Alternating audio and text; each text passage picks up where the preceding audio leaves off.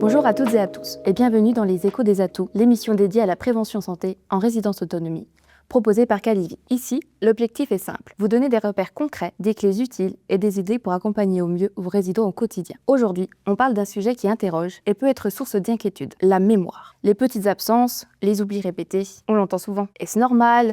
À partir de quand doit-on s'inquiéter?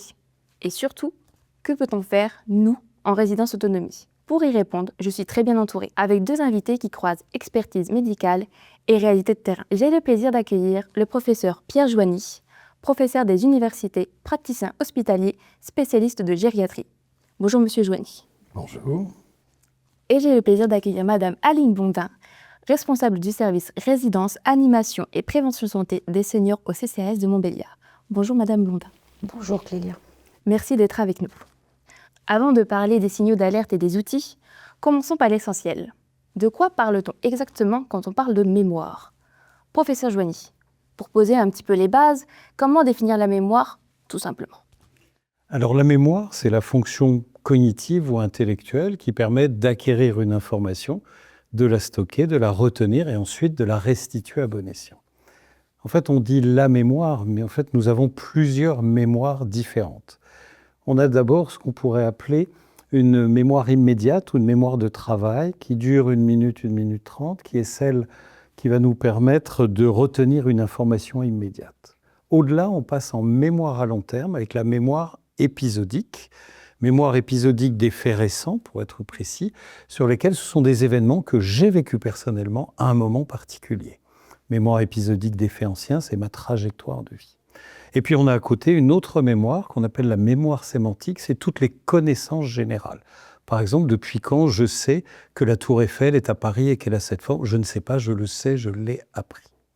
Ces mémoires-là sont dites déclaratives. Mais on a aussi d'autres mémoires encore, comme par exemple la mémoire procédurale, qui sont tous les gestes qu'on a appris et qu'on a automatisés, qu'on ne peut pas déclarer, qu'on ne peut pas raconter, mais qu'on peut montrer, dans lequel il y a beaucoup de gestes de la vie quotidienne. Et puis on décrit aussi d'autres mémoires, comme la mémoire perceptive, celle qui fait qu'à un moment, on rentre dans un endroit, on a des odeurs, on a des choses qui nous font évoquer tout un tas de souvenirs. Et puis quand on parle de personnes âgées, il y a une mémoire qui recouvre d'autres, qui s'appelle la mémoire autobiographique.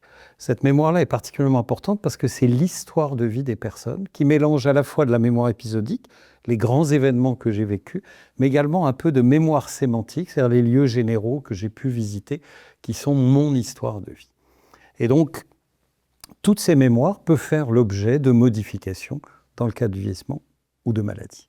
Madame Blondin, sur le terrain en résidence autonomie, est-ce que c'est un sujet qui revient autant? La mémoire est un sujet qui revient autant en résidence autonomie parce que, comme son nom l'indique, il faut être autonome en résidence autonomie. Et je pense que parler de mémoire, c'est essentiel. La mémoire est une composante déterminante de l'autonomie. Garder la capacité de gérer son quotidien, de se préparer à manger, prendre ses rendez-vous, utiliser les transports, utiliser son téléphone. La mémoire, pour moi, conditionne l'autonomie. Donc, c'est très important de pouvoir en parler au sein d'une résidence. Et je trouve à 2 temps différents. Au moment de l'entrée, de la candidature au sein de la résidence, et également plus tard, quand la personne a intégré la résidence, elle fait sa vie, et peut-être avec la dégradation de son état de santé, l'âge, l'avancée en âge, et bien plus tard, si des oublis répétés se présentent. Eh bien justement, on entend souvent « j'ai des pertes de mémoire, c'est normal à mon âge ». Est-ce que l'âge influence réellement les pertes de mémoire? Alors oui, l'âge est associé avec une augmentation. Mais il faut être précis sur le terme qu'on emploie. On va dissocier 2 choses qui sont d'un côté la plainte mnésique. Je ressens, je trouve que ma mémoire ne fonctionne pas aussi bien que je voudrais. Ça, c'est la plainte mnésique. Elle augmente clairement avec l'âge. À 50 ans, il y a déjà la moitié des gens qui se plaignent. À 65 ans, on est à 60%. À 80 ans, 75% des gens trouvent que leur mémoire ne fonctionne pas aussi bien. Il y a probablement aussi quelques difficultés attentionnelles qui font que si je dois faire un effort important et soutenu, j'aurai un peu plus de mal. À côté de ça, on a le déclin cognitif qui peut être lié à une maladie de la mémoire qui, lui, est beaucoup plus rare, 1% à 65 ans, mais hélas, 20% au-delà de 80 ans. Donc on remarque, d'un point de vue statistique, que la majorité des gens qui se plaignent, c'est plus pour un oubli bénin lié à l'âge, qui les embête, qu'ils ressentent, qu'ils vivent mal, mais qui n'est pas une maladie proprement dit. D'accord. Et est-ce que l'âge, on peut le travailler peut-être? Qu'est-ce qu'on pourrait faire? Pour sa mémoire, eh bien, on peut faire beaucoup de choses. J'ai envie de dire sous forme un peu d'une boutade, mais la mémoire s'use quand on ne s'en sert pas. Donc, il faut faire travailler sa mémoire. Alors, c'est sûr que c'est très confortable dans sa vie d'être un peu routinier. Je fais toujours la même chose, donc je fonctionne avec ma mémoire procédurale. Mais ça, c'est dommage. Il faut absolument avoir des activités différentes et nouvelles pour conserver cette fluidité intellectuelle avec la mémoire et l'attention. Le meilleur moyen, à mon sens, c'est d'avoir des activités en groupe, rencontrer du monde, avoir des interactions sociales. C'est vraiment la meilleure façon de pouvoir le faire. Après, on peut avoir des programmes comme ceux dont on va parler, qui sont financés entre autres par la CARSAT, qui permettent effectivement d'avoir tout un tas de recommandations qui vont permettre d'améliorer sa mémoire. Mais là, on parle bien de l'oubli bénin lié à l'âge. Après, il y a la prise en charge des maladies, ce qui est complètement différent.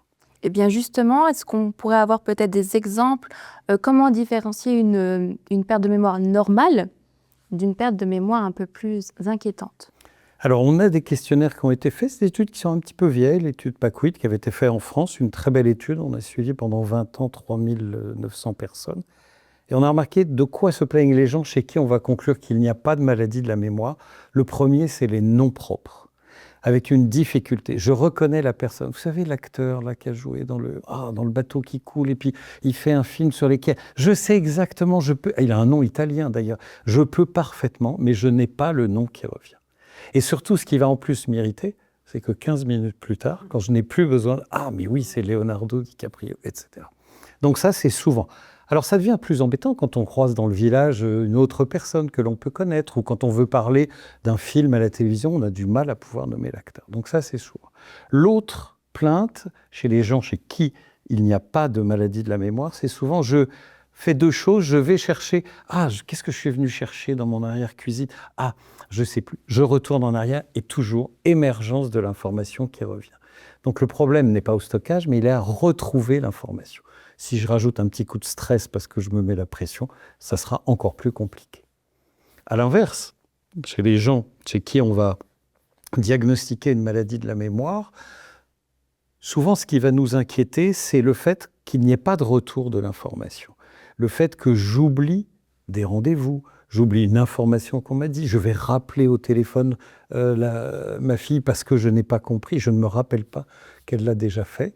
Et ça va être particulièrement difficile pour la personne et surtout pour l'entourage. Donc j'ai envie de dire, quand une personne commence à se dire « là je suis vraiment gêné », ça commence à impacter ma vie quotidienne, quand son entourage fait des remarques, c'est peut-être le moment d'aller consulter auprès d'un neurologue ou en consultation mémoire ou un gériatre pour permettre effectivement de tirer les choses au clair. Est-ce que c'est juste encore un oubli bénin? Est-ce qu'il y a éventuellement une dépression? Ou est-ce que c'est, hélas, déjà le début d'une maladie de la mémoire?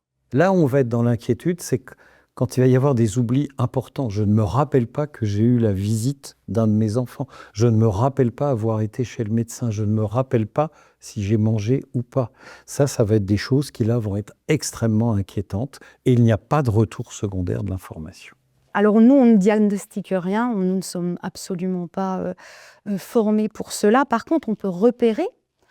Au sein de la résidence autonomie, nous avons depuis quelques années mis en place, au moment de la candidature, une procédure, donc un premier entretien avec moi. Par la suite, si la personne est réellement motivée à entrer, elle va remplir son dossier administratif, mais également soumettre un dossier médical rempli par son médecin traitant. Nous avons la chance à la résidence d'avoir une infirmière sur laquelle s'appuyer. Et donc là, c'est l'infirmière coordinatrice qui va prendre le relais. La famille peut être présente pour accompagner le résident, le futur résident. Durant cet entretien, elle va suivre une trame et elle va utiliser un test, le test MMS, sur lequel nous nous appuyons depuis quelques années et qui fonctionne pour repérer s'il s'agit réellement d'oubli bénin, comme l'a dit le professeur Joigny, ou alors vraiment il faut partir sur une orientation autre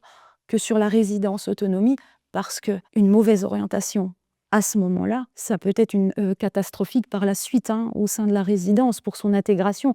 À tout moment de la vie, un déménagement est difficile, compliqué, encore plus avec l'avancée en âge, et encore plus si la personne présente des troubles de la mémoire, avec une perte de repères spatio-temporels, etc. Peut-être si je puis me permettre. Allez-y, Plus on est tôt dans les difficultés, plus c'est compliqué de pouvoir arriver à trier entre guillemets. Il faut comprendre qu'un patient qui a une maladie d'Alzheimer, par exemple, sa mémoire sémantique fonctionne très bien. Donc il est capable d'avoir une conversation générale qui laisse penser qu'il n'y a pas de difficulté particulière. Il faut que les enfants repèrent, il faut que le conjoint éventuellement. Or là aussi, c'est de la subjectivité. Il y a des gens qui sont très tolérants. Le médecin traitant peut aussi se faire leurrer parce qu'il n'a pas toujours le temps de prendre pour pouvoir faire ce dépistage. Donc c'est pour ça que c'est un moment important et je pense que c'est une piste à travailler pour qu'effectivement il y ait une évaluation qui soit faite. Et je pense que des infirmières correctement formées peuvent faire sans problème un interrogatoire et quelques tests, dont le MMS qui reste le test de référence au niveau international, malgré tous ses défauts. Donc effectivement, il y aurait peut-être quelque chose à faire, ou en tout cas à créer, pour pouvoir accompagner les responsables de résidence autonomie par rapport à ce dépistage lié aux pertes de mémoire, si elles sont normales ou plutôt inquiétantes. Je reste persuadée qu'il faut pouvoir s'appuyer sur une professionnelle formée, compétente en santé. Mais l'infirmière que vous avez proposée est pour moi la bonne réponse. Encore faut-il la former. Alors est-ce que c'est une infirmière de pratique avancée? C'est ce qu'on essaye de faire actuellement. Maintenant que nous avons clarifié ce qu'est la mémoire, passons à la question que tout le monde se pose, les oublis. À quel moment ce n'est plus anodin? Alors moi je pense qu'il y a plusieurs choses. Il y a la nature qu'on a évoquée tout à l'heure. Ce qui va être, c'est le caractère de l'absence de retour de l'information. C'est-à-dire la personne a oublié un rendez-vous, elle a oublié un coup de fil, et surtout quand l'entourage va en reparler, ça ne va pas lui évoquer. Ça signifie qu'il n'y a pas de stockage de l'information en mémoire épisodique. Ça, c'est relativement inquiétant. Après, on le replace dans les circonstances de la vie quotidienne de façon particulière. Tout ce qui va être de plus en plus fréquent, tout ce qui va avoir des conséquences sur le quotidien, vont devoir nous inquiéter et justifier de pouvoir faire un bilan. On va regarder aussi s'il y a ce qu'on appelle l'oubli à mesure avec des questions répétitives. C'est-à-dire que la personne va redemander plusieurs fois de suite parce qu'elle n'oublie pas son inquiétude, sa première, mais elle oublie la réponse qu'on lui a faite. Et donc en 1 heure, elle va demander 4 fois la même information. Ça, quand l'entourage lui dit ça, c'est inquiétant. Le fait que l'entourage remarque des choses est aussi un critère qui justifie. Et puis après, il y a au niveau de la perte d'autonomie, effectivement, la grosse enquête Paquin nous a montré qu'il y avait 4 situations de la vie quotidienne qui devaient nous mettre la puce à l'oreille, donc bien avant que les gens aient du mal à pouvoir faire leur toilette, à s'habiller, etc., qui sont la gestion des finances. Quand je commence à avoir un peu de mal, j'oublie de payer une facture, etc. C'est la gestion des médicaments, et là, c'est extrêmement important quand on sait que beaucoup de personnes âgées prennent beaucoup de médicaments. Donc des fois, on dit « je ne comprends pas, la pression artérielle n'est pas correctement contrôlée », mais en fait, les médicaments ne sont pas bien pris. L'utilisation des transports en commun, ce qui est souvent peu vraiment utilisable. La voiture n'est pas vraiment discriminante. Beaucoup de patients Alzheimer continuent à conduire. Finalement, ça ne se passe pas si mal que ça jusqu'à un certain point. Et puis la dernière, c'est le téléphone. C'est absolument pas se rappeler les numéros de téléphone, mais être capable de dire « j'ai un message à passer, je vais chercher le numéro de téléphone, je le compose et je dis mon message ». Ou à l'inverse, je reçois un message et j'en prends compte et je modifie ce que j'ai à faire en fonction. Donc, grossièrement, voilà ces éléments-là qui vont nous dire « là, on est probablement sur le début d'une maladie de la mémoire ». D'accord. Et justement, Madame Blondin, est-ce que vous rencontrez régulièrement des cas comme ça en résidence autonomie? Est-ce que vous avez peut-être des exemples à nous présenter? Alors en résidence autonomie, on rencontre des personnes qui présentent des oublis bénins, comme on a pu d'ores et déjà les évoquer tout à l'heure. La question c'est quand est-ce que ce n'est plus bénin? Effectivement, quand c'est répétitif, quand ça vient effectivement poser problème dans le quotidien de la personne. Alors les commandes de repas, en résidence autonomie, on a le restaurant. Les commandes de repas deviennent un problème. préparer à manger devient un problème. Et puis le fait que nos équipes soient quotidiennement avec elles, on va vite se rendre compte qu'il y a un réel problème. J'ai des personnes qui vont venir au bureau avec la télécommande de la télévision pour me demander comment elles peuvent faire pour appeler leur famille, parce que le téléphone ne fonctionne plus. Donc là, il y a déjà les personnes qui ne savent plus se repérer à la sortie du restaurant pour rentrer dans leur logement. Pas toujours, à des périodes de stress, voilà. Et puis après, ça va devenir de plus en plus présent jusqu'au point où la perte de mémoire va devenir facteur de risque pour la personne elle-même et puis pour les autres. On va avoir des situations comme la personne qui va confondre le jour et la nuit, qui va se lever la nuit et qui va aller sonner à toutes les portes des résidents. Là, ça vient perturber le collectif. La personne qui toujours confond le jour et la nuit et va partir en pleine nuit, en plein hiver, sortir de chez elle et ne plus être en capacité de rentrer par rapport à l'utilisation du téléphone, ce qui sera moins compliqué que l'utilisation des plaques électriques. Où là, j'ai déjà eu effectivement des personnes qui laissent le frichti mijoter un peu trop longtemps, les torchons sur la plaque électrique à la fin de la cuisson, et les plaques électriques sont toujours allumées, et donc qui mettent le feu à la kitchenette. La sonnette d'alarme a été tirée bien avant, hein, évidemment. Là où on va commencer à s'inquiéter, c'est quand les éléments qui sont les plus importants pour pouvoir continuer à gérer notre vie ne sont plus retenus. Donc je plaide pour une approche au départ qualitative. C'est-à-dire que oui, les échelles sont intéressantes, mais c'est d'abord une approche qualitative, clinique, ce qu'on appelle. C'est-à-dire que les gens nous racontent, donnez-moi des exemples, à la famille, donnez-moi des exemples, aux responsables plutôt au personnel de base, hein, parce que c'est eux qui voient le quotidien. Donnez-nous des exemples de ce qui vous inquiète. Et après, on va intégrer tout ça pour permettre de dire, là, on n'est plus dans l'oubli bénin. Et effectivement, ça compromet pour moi. On ne devrait pas rester en résidence autonomie parce qu'elles ne sont pas faites pour cela. Hein, et donc, à ce moment-là, prévoir une entrée en pratique dans un EHPAD. Comme je le disais, on a la chance d'avoir une équipe pluridisciplinaire, petite équipe pluridisciplinaire à la résidence, avec une éducatrice sportive, une animatrice, une assistante administrative et des auxiliaires de vie sociale et l'infirmière coordinatrice. Et sans elle, sans cette équipe qui au quotidien va évoluer avec les résidents, rien ne pourrait être fait. Elles sont les premières, elles ont une mission de veille, et donc elles sont les premières à être le relais, à tirer la sonnette d'alarme. Elles vont recueillir les éléments, les faire remonter à l'infirmière notamment. L'infirmière va pouvoir solliciter, bien sûr, le médecin traitant, qui reste un acteur incontournable hein, pour tout ce qui est prescription, orientation, consultation spécialisée, évidemment. Mais qui, comme vous l'avez dit tout à l'heure, n'est pas là tous les jours. Et donc, effectivement, le résident va pouvoir donner le change sur un temps court, hein. Le temps court de la consultation, les troubles de la mémoire peuvent être largement masqués hein, par le résident. L'équipe interne à la résidence joue un rôle central dans le repérage et dans l'orientation. On peut s'appuyer également sur les partenaires extérieurs, l'équipe spécialisée Alzheimer, les accueils de jour, et bien sûr les consultations spécialisées, l'EMPEG, voilà. Et donc tous ces partenaires-là nous permettent d'envisager un travail, un accompagnement avant une orientation peut-être plus poussée en EHPAD, quand la personne ne peut plus rester seule en autonomie à la résidence. Bien justement, là, on vient de faire un petit peu l'état des lieux de voilà, comment ça se passe quand il y a des oublis fréquents, avec notamment vos exemples et votre retour d'expertise. Vous êtes plutôt bien, du coup, entouré dans votre résidence, mais du coup, comment faire? Quelle est la bonne réaction à avoir face à ces signaux si on n'est pas équipé pour?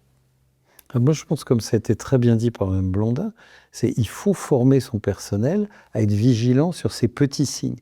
Il faut tracer dans les dossiers les différentes informations. Et ensuite, il y a des temps, alors je connais moins les résidences autonomie, mais qui est un petit peu des staffs, des remontées. Vous avez dit, c'est l'infirmière coordinatrice qui est là pour dire, là, il y a des choses qui nous laissent à penser qu'on s'oriente vers le médecin de famille, le médecin traitant qui est effectivement, et c'est lui qui va dire s'il faut l'adresser en consultation. Alors c'est vrai qu'il y a actuellement beaucoup de délais, c'est un peu compliqué, mais j'insiste sur le fait qu'on peut accéder à une consultation mémoire hors parcours de soins, c'est-à-dire même sans l'avis de son médecin traitant. Peut-être qu'il faut le faire, des ressources peuvent exister avec l'équipe mobile de gériatrie éventuellement, qui puisse intervenir, mais il faut impérativement que l'équipe remarque et soit capable d'être plus vigilante et de noter, de tracer. Et pour nous, c'est extrêmement précieux d'avoir ces informations-là quand on reçoit en consultation une personne, surtout comme j'ai eu encore ce matin, quelqu'un qui vient tout seul en consultation. Ben là, on est plus embêté parce qu'on ne peut pas recouper l'information par rapport à ce qu'elle nous dit. Je n'ai pas de problème au quotidien, je raconte ma vie, j'ai les événements où là, on est très embêté. Eh bien justement, vous avez aussi parlé du médecin. Quel est son rôle dans tout ça? Alors, notre parcours de soins est centré sur le médecin de famille. Le médecin de famille, mais c'est redoutable la mission qu'on lui demande, parce qu'il faut qu'il fasse l'accompagnement chronique de tout le monde et qu'il soit en même temps très vigilant s'il y a des signes nouveaux qui apparaissent chez la personne âgée. Et il faut du temps. Moi, une consultation mémoire, c'est 1h30 minimum. Donc quand un pauvre médecin traitant, lui, il aimerait avoir ce temps-là pour permettre de le faire. Donc ça, c'est compliqué. Ce qu'on peut dire, c'est que quand un médecin traitant nous dit « je me pose des questions », il a une très bonne, ce qu'on appelle une valeur prédictive positive, c'est-à-dire que quand il le dit, le patient a très certainement une maladie de la mémoire. Là, par contre, il faut être plus prudent, c'est quand il n'a pas l'impression qu'il y a, si vraiment quand même la personne s'inquiète, si l'entourage décrit, que ce soit familial ou professionnel, là, il faut aller, même si le médecin n'en est pas forcément convaincu. D'accord, donc pour bien accompagner, donc on a l'équipe sur le terrain, on a le médecin, et maintenant, si on parle un petit peu de la famille. Alors pour expérience, la famille au sein des résidences autonomie, pour moi, c'est une convention tripartite. Le résident, les professionnels de la résidence et la famille. On ne peut pas faire sans elle. La famille, c'est un acteur clé pour aider dans la prise de décision, pour aider dans le parcours de vie. Parfois, on a des difficultés. La famille est dans le déni, bien souvent. Quand nos professionnels, l'infirmière ou moi-même, quand on va essayer d'évoquer les difficultés rencontrées par la personne, la famille va être dans le déni, souvent. Ou alors, la famille est peu présente et donc détachée de la situation. La famille va être aussi perturbée par l'annonce, décontenancée par l'annonce de ces difficultés et peut-être se sentir démunie. Les professionnels, là, autant l'infirmière que la direction doivent être formés à comment aborder le sujet avec tact, empathie, pédagogie. On n'est pas formé, comme peut l'être un médecin, à l'annonce voilà. Et c'est toujours des moments difficiles à vivre humainement, professionnellement et humainement. Mais il faut comprendre que les gens s'inquiètent beaucoup, les personnes âgées.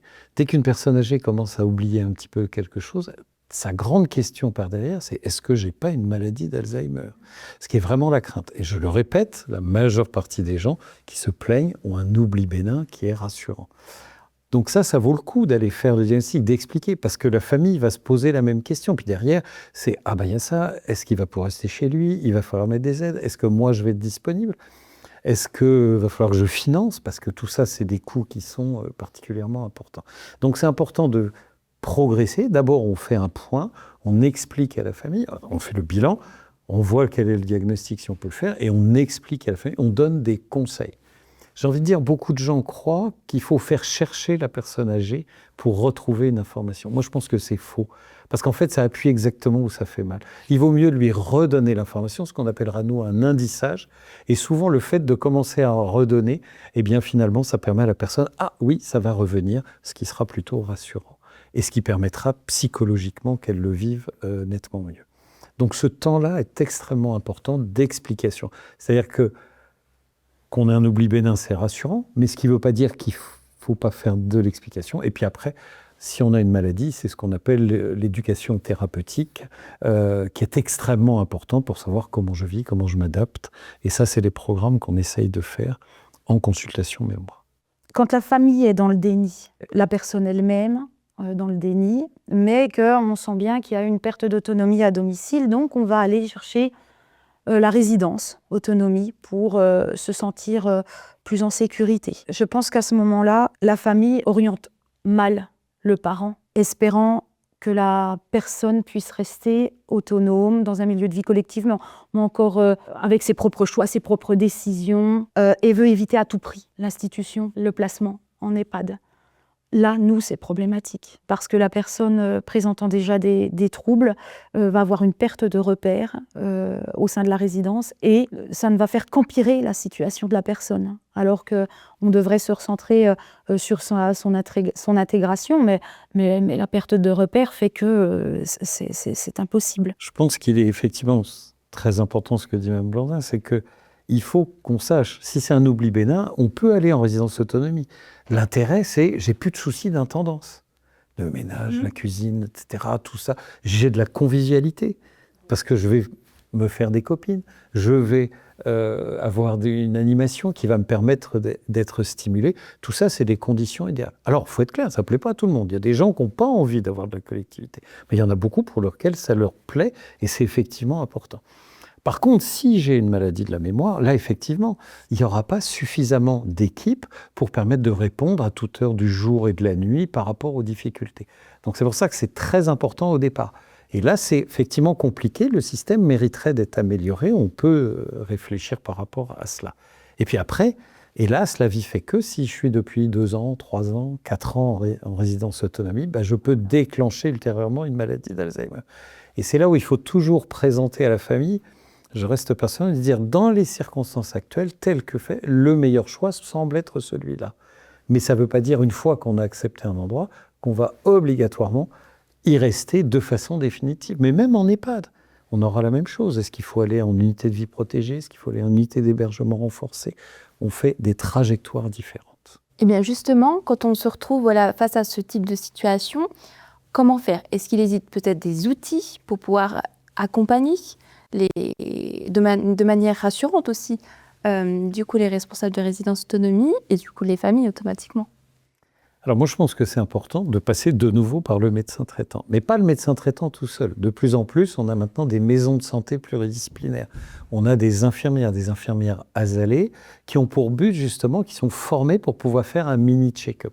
Et je pense que quand une famille envisage, ou une personne, puisque pour le coup ils sont autonomes, qui envisage d'aller en résidence autonomie, il faut peut-être profiter de ce temps-là pour faire une mini-évaluation gérontologique standardisée avec différents outils, dont quelques outils cognitifs, mais également nutritionnels et équilibre, qui vont permettre de dire dans quelle situation on est. C'est une personne qui reste autonome, qui a un petit oubli bénin, mais qui finalement n'a pas trop de difficultés, mais qui s'embête chez elle. La résidence autonomie est sûrement une très bonne proposition.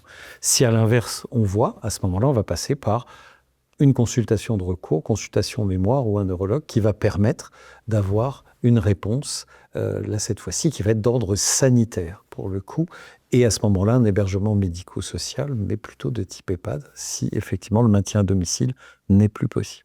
Eh bien justement, si on rentre un peu plus dans le détail, vous nous avez parlé des infirmières azalées.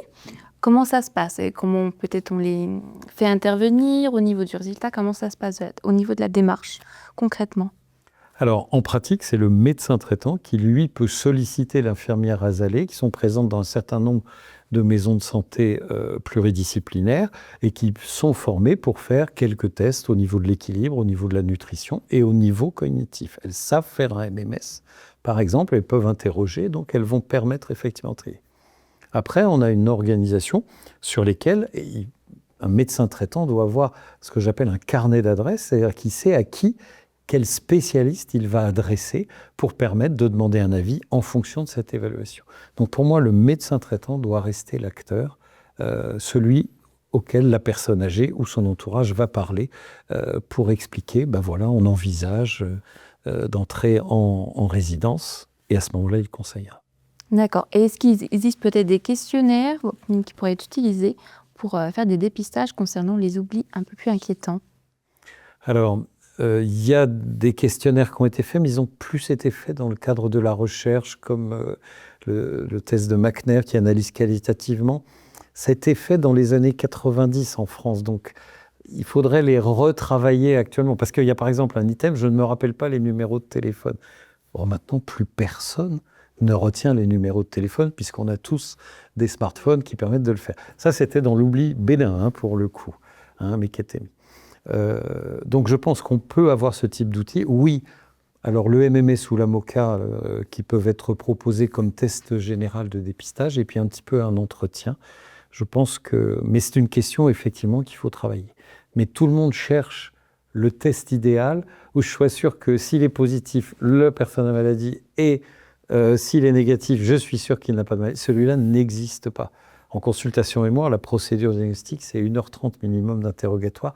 Après, on fait un bilan neuropsychologique. Ça va prendre plus de 2 heures à peu près pour pouvoir être fait. Un certain nombre d'examens complémentaires pour les stades débutants. Donc, ça nécessite. Donc, le rôle, c'est vraiment au départ de trier. Mais s'il y a quelques anomalies sur le test de base, qu'il y ait une plainte, moi, je conseille, vous inquiétez, allez, parlez-en à votre médecin traitant et venez en consultation mémoire. D'accord, donc les questionnaires permettraient de, comme vous le dites très bien, de trier, remarquer ce qui ne va pas. Mais là, du coup, il faudrait un accompagnement, ça veut dire s'orienter vers d'autres professionnels et du coup avoir le temps aussi. Mais c'est l'enjeu. Nous avons la chance de vivre de plus en plus longtemps. Même l'espérance de vie, l'INSEE première vient de nous le montrer, l'espérance de vie sans incapacité augmente toujours. Donc on gagne des bonnes années, mais la fin ne se passe pas toujours très bien. Donc c'est le défi de notre société de s'adapter à cette chance énorme, ce triomphe de la civilisation, qui est le fait qu'on vive de plus en plus longtemps. Oui, ça nécessite une adaptation, à la fois sur le domaine sanitaire, à la fois également dans l'offre d'habitat que l'on peut proposer. Avant l'entrée en résidence, au moment de la candidature, la personne qui connaît le mieux, c'est bien la famille qui connaît le mieux son parent, les enfants. Donc, est-ce qu'il existerait un outil qui soit présenté à la famille pour que la famille puisse donner des informations? En plus de ce test MMS que nous faisons d'ores et déjà passer au sein de la résidence, qui est un très bon outil utilisé au moment de la candidature et plus tard, si l'état de la santé de la personne vient à se dégrader. Est-ce que vous connaîtriez un questionnaire ou autre, je ne sais pas le support, mais pour convier la famille et en fin de compte les mobiliser et les emmener avec nous sur ce repérage? Jusqu'à maintenant, non. Cet outil idéal, cet outil simple qui permettrait de répondre n'existe pas. La Haute Autorité de Santé, dans sa recommandation de 2009 sur le parcours stratégie diagnostique, cite un certain nombre de tests. Il n'y a pas eu d'accord professionnel pour dire voilà les éléments qu'il faut faire. Le seul qu'on doit faire, c'est le MMS, comme vous le soulignez fort justement. Moi, je reste sur une approche quand même un peu qualitative. On a les 4 items IADL qu'on a rappelés tout à l'heure sur les finances, les médicaments, les transports et le téléphone. Voilà, ça, c'est des petits repères. Mais après, c'est une analyse qualitative de ce que nous dit la famille. Mais il faut être prudent. Simplement leur donner l'opportunité la parole. Est-ce que vous vous inquiétez? Le fait de s'inquiéter, c'est un élément qui doit aller plus loin, effectivement. Mais on a des familles qui ont un niveau de tolérance étonnante par rapport aux anomalies. Donc, c'est toujours une subjectivité qui rencontre une autre subjectivité. Mais peut-on être objectif avec ses parents ou son conjoint? C'est difficile. C'est compliqué. Eh bien justement, quand j'entends vos propos, est-ce qu'il ne serait pas intéressant peut-être mêler vos expertises autant côté du coup médical que terrain?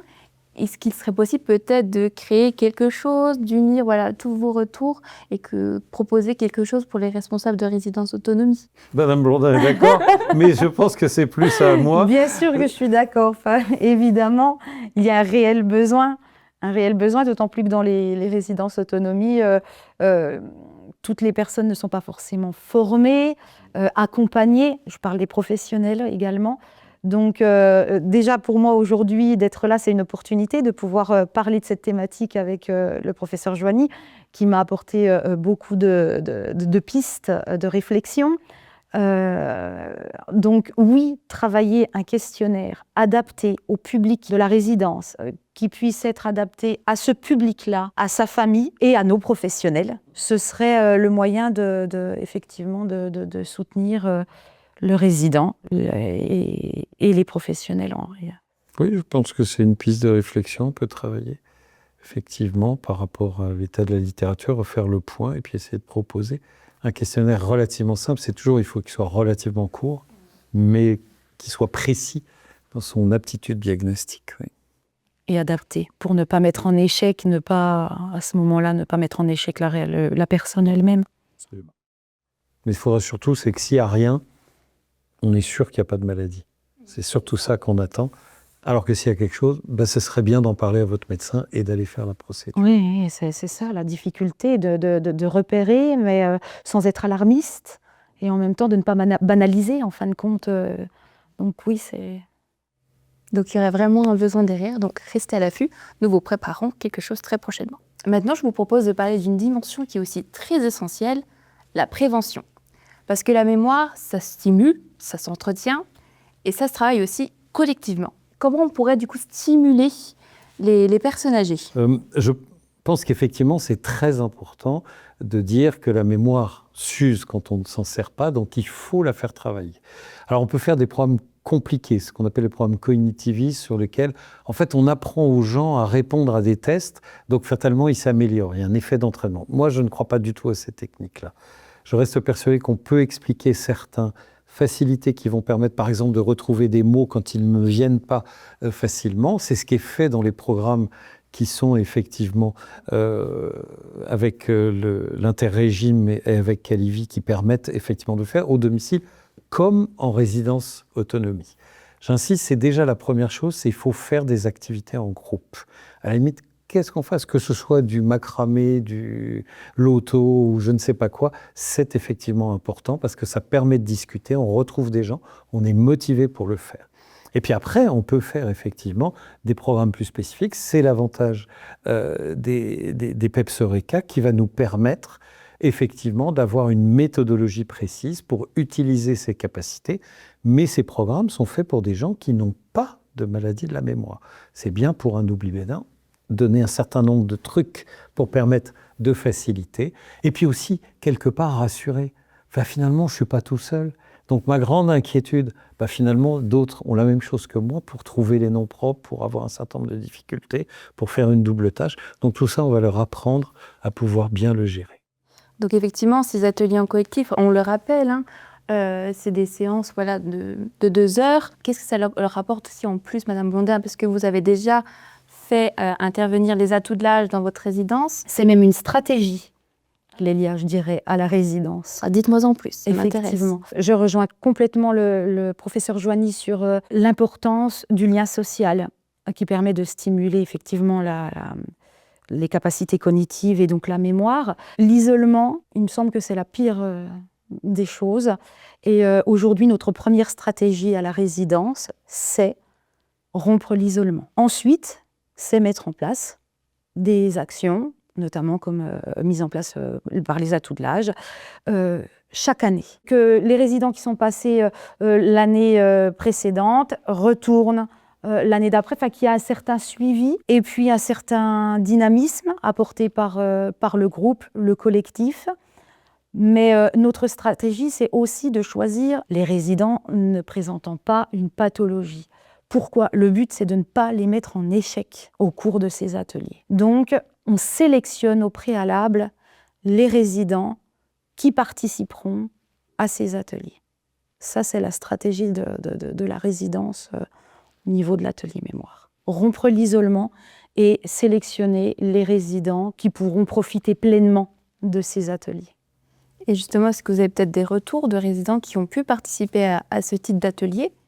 Oui, alors malheureusement, je n'ai pas pu être accompagnée de ces personnes, mais qui ont fortement apprécié le fait de se sentir valorisées, parce que pas mis en échec, valorisées, de ne pas se sentir seule, comme l'a dit le professeur Joigny, mais aussi la diversité des exercices proposés a permis une motivation sur le long terme, parce que c'est quand même 10 séances de 2 heures, et on le sait, avec les personnes âgées, on n'est pas sûr d'avoir une participation effective sur le long terme. Et bien là, ça fonctionne par le biais de la diversité des exercices. Et puis la dynamique de groupe et le rôle de l'animatrice, parce que c'est elle qui fait.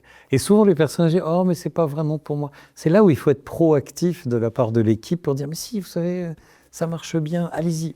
Moi je leur dis toujours, vous testez, vous y allez 2 fois, et après vous me dites si ça vous plaît ou si ça vous plaît pas. Et ça, c'est effectivement important. En général, ils y arrivent 1 fois 2, et après c'est parti.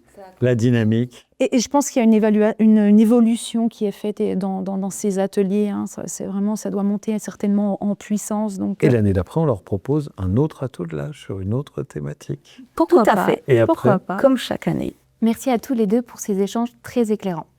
Aujourd'hui, on retient 3 idées fortes. D'abord, il existe plusieurs mémoires, et tout changement n'est pas forcément inquiétant. Ensuite, certains signaux doivent alerter, surtout quand ils touchent l'autonomie au quotidien. Et enfin, il existe des repères et des outils pour mieux observer, mieux orienter et surtout agir sans dramatiser. Ce qui est important, c'est de ne pas rester seul face aux doutes. En équipe, avec le médecin traitant, la famille et les bons relais du territoire, on peut gagner en justesse et en sérénité. Et puis, la prévention reste un pilier. Les ateliers, la stimulation, le lien social, tout cela compte vraiment. Cette émission s'achève. Merci de l'avoir suivie et merci surtout pour votre engagement auprès des résidents, au quotidien, sur le terrain. Si vous souhaitez prolonger la réflexion, je vous invite à retrouver les autres numéros des Échos des Atouts sur la chaîne YouTube de Calivi. Vous y retrouverez notamment des émissions autour de l'isolement social et de l'estime de soi, 2 thématiques clés pour préserver l'autonomie et la qualité de vie en résidence autonomie. Pour suivre l'actualité du programme, les Atouts de l'âge, retrouvez les ressources et les prochaines actions, rendez-vous sur le site de Calivi et abonnez-vous à notre newsletter. Merci d'avoir regardé les Échos des Atouts. Ensemble, observons, écoutons et agissons. À très bientôt.